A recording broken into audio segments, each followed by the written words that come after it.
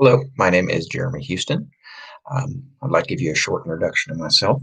I am 38 years old. I am married. I have one child. She is years old.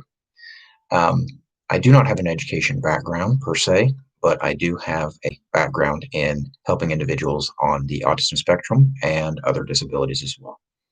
In 2008, I was diagnosed on the autism spectrum. I have been coming to terms with that, learning a lot about myself as well as other individuals in my family who are also in the spectrum.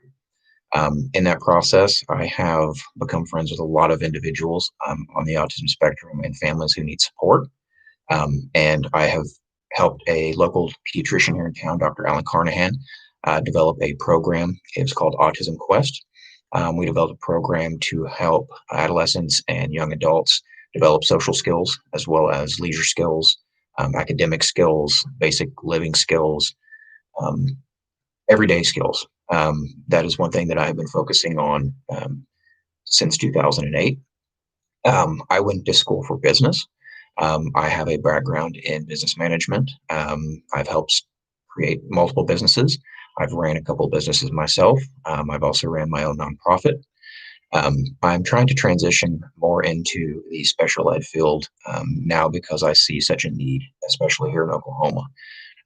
We have a lot of families that we run into that desperately need teachers that understand the plights that the families are running into with IEPs.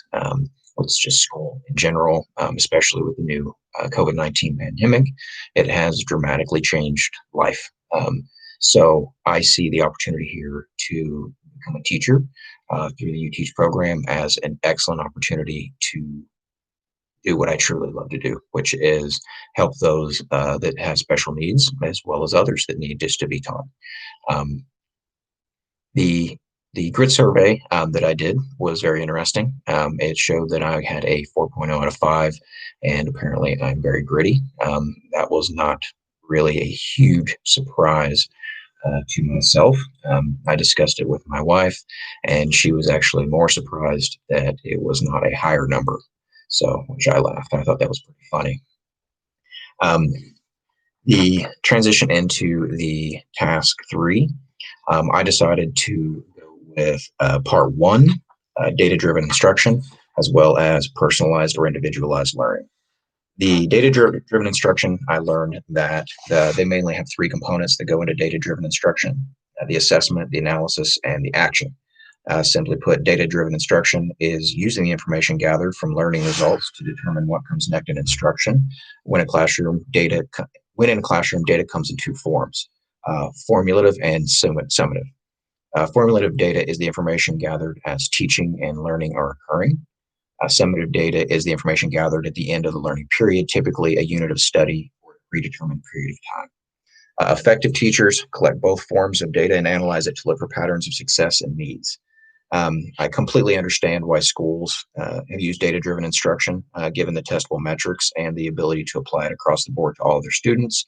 But with the addition of the technology that we have added here in the last decade or so, I believe that we could move to a better, more effective, and more efficient system.